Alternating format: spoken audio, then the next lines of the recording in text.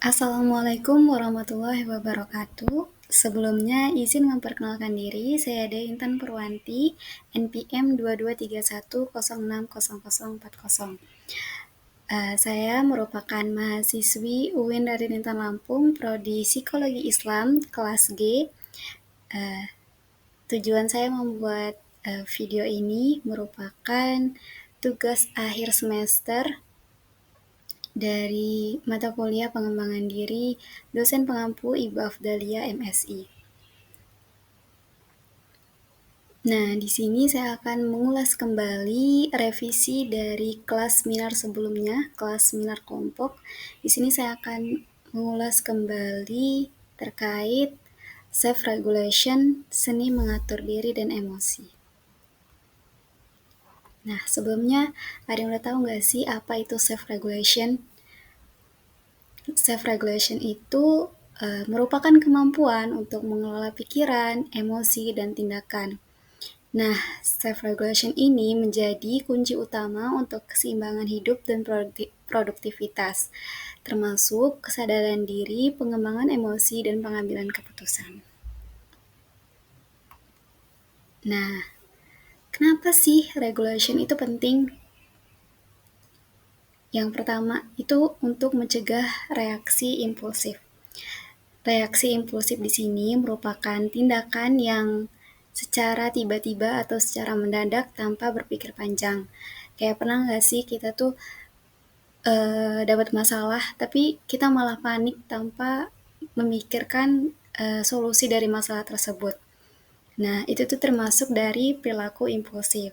Selanjutnya itu membantu fokus pada tujuan jangka panjang. Self-regulation itu dapat membantu kita mencapai apa yang kita inginkan. Dengan self-regulation yang baik, kita bisa mencapai tujuan kita, entah itu dari belajar atau dari hal-hal yang kita ingin dapatkan di masa depan. Selanjutnya itu ada meningkatkan relasi interpersonal dan profesional. Nah, ini tuh masuk ke regulasi emosi.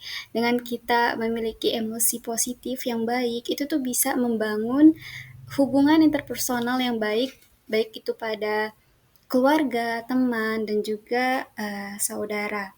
Selanjutnya itu mengelola stres dengan sehat. Nah, dengan regulasi emosi yang baik, regulasi diri yang baik, kita tuh bisa mengelola stres dengan sehat sehingga masalah yang datang itu tuh kita bisa menyelesaikannya itu dengan baik. Selanjutnya itu ada tokoh psikologi. Nah, ini nih salah satu tokoh yang terkenal banget nih sama anak-anak psikologi. Salah satunya tuh Albert Bandura. Dia tuh terkenal sama teori sosial kognitif, di mana dia juga menjelaskan bahwa self-regulation itu merupakan proses mengamati, menilai, dan merespon perilaku sendiri. Nah, selanjutnya itu ada muridnya dari Albert Bandura nih, namanya Barry Zimmerman. Dia itu mengembangkan self-regulation dalam pembelajaran, melibatkan pengaturan pikiran, emosi, dan tindakan untuk mencapai tujuan. Selanjutnya itu ada Roy Baumeister. Dia ini melakukan fokus kepada self-control dan melihat self-regulation sebagai kapasitas terbatas untuk menahan impuls dan mengendalikan perilaku. Selanjutnya ada tanda-tanda seseorang memiliki self-regulation. Yang pertama, tetap tenang di situasi sulit. Kayak yang tadi sudah dijelaskan ya teman-teman, kalau kita ada masalah, kita tuh biasanya malah cepet banget buat panik, cepet banget buat melakukan tindakan tergesa-gesa. Nah, dengan self-regulation yang baik ini, kita tuh bisa tetap tenang, tetap memikirkan gimana jalan keluarnya gitu. Terus tuh ada berpikir sebelum bertindak. Nah, sama seperti tadi, seperti perilaku impulsif tadi. Nah, dengan self-regulation ini kita tuh bisa meminimalisir tindakan-tindakan yang merugikan diri kita sendiri. Selanjutnya itu ada mengambil tanggung jawab atas emosi dan tindakan sendiri. Ini salah satu manfaatnya ya dari kita memiliki self-regulation.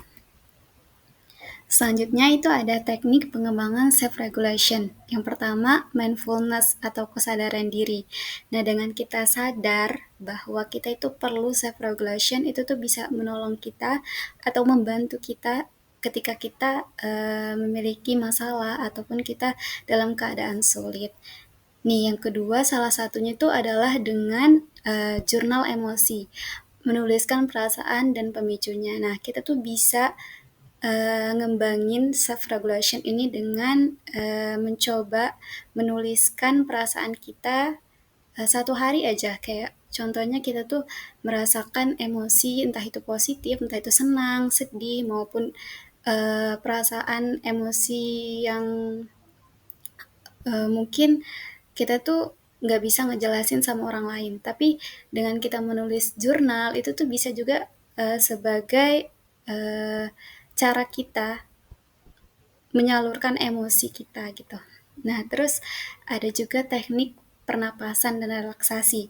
Kayak contohnya kita tuh kalau lagi ada masalah gitu kan, kita tuh bisa tuh sebenarnya tarik napas sebentar aja untuk menenangin pikiran kita dan juga agar badan kita tuh rileks dan kita tuh bisa berpikir dengan tenang mencari solusi dari masalah tersebut. Selanjutnya itu ada self talk positif. Nah, itu contohnya tuh kayak kita tuh ada presentasi tuh besok, tapi kita tuh masih ragu, kita tuh nggak tahu mau ngomong apa besok tuh, dan kita tuh ada perasaan gugup dan nggak percaya diri. Nah, salah satu yang dapat kita lakukan itu self talk positif ini. Nah, self talk positif ini tuh kayak kita bercermin atau kita sedang mengaca gitu. Kita tuh bilang ke diri kita kalau aku tuh bisa, aku tuh cuma takut doang, padahal ini tuh gampang lah, ini tuh sesuai kemampuan aku gitu. Nah, dengan kita memberikan kalimat-kalimat positif kepada diri kita, itu tuh bisa membuat kita tuh semakin percaya diri untuk berbicara di depan umum. Selanjutnya itu menetapkan tujuan kecil dan realistis. Nah, salah satu teknik yang mungkin dapat kita rasakan ketika memiliki self regulation itu tuh kita bisa menetapkan tujuan sehingga apapun yang kita inginkan itu tuh bisa tercapai. Selanjutnya, manfaat dari self regulation. Yang pertama itu meningkatkan kontrol diri. Seperti kalau kita dapat tugas nih dari kampus atau dari sekolah. Nah, kan biasanya kebanyakan dari kita tuh suka menunda-nunda gitu ya, menunda-nunda tugas. Nah, dengan kita punya kontrol diri, kita tuh ngerasa kita tuh harus ngerjain sekarang, nggak boleh ditunda-tunda. Nah, itu tuh termasuk manfaat dari self regulation. Selanjutnya itu meningkatkan prestasi. Seperti tadi ya, kita tuh punya tujuan sehingga kita tuh tahu kita tuh harus mencapai tujuan kita, salah satunya itu prestasi ini. Selanjutnya itu mengurangi perilaku impulsif atau perilaku mendadak atau tiba-tiba yang tanpa berpikir terlebih dahulu. Nah, dengan kita memiliki self regulation ini, kita juga mampu mengurangi perilaku impulsif tersebut.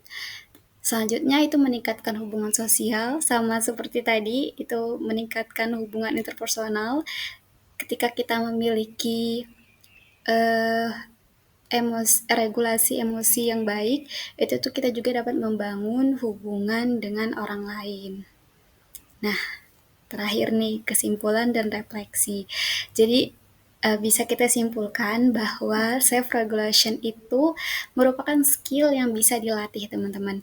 Jadi self regulation ini merupakan proses bukan hasil instan. Jadi kita harus melatih diri kita, membuat diri kita tuh melakukan sesuatu itu walaupun kita nggak tahu tuh hasilnya bagaimana, tapi kalau kita melakukan itu sungguh-sungguh uh, dengan sungguh-sungguh kita tuh bakal mendapatkan manfaatnya. Salah satunya manfaat dari self regulation tadi ya teman-teman, itu ada kontrol diri yang baik, mengurangi perilaku impulsif, dan membuat hubungan yang baik dengan orang-orang terdekat kita. Nah, dari penjelasan tadi, apa nih satu hal yang ingin kalian latih mulai dari hari ini? Ini juga bisa jadi refleksi ya teman-teman buat kita ke depannya. Nah, selesai. Terima kasih. Baik, sekian yang dapat saya sampaikan. Kurang lebihnya saya mohon maaf. Sampai bertemu di kelas seminar lainnya, dan semoga apa yang saya sampaikan itu bisa menjadi sesuatu yang bermanfaat buat kita semua. Saya akhiri. Wassalamualaikum warahmatullahi wabarakatuh.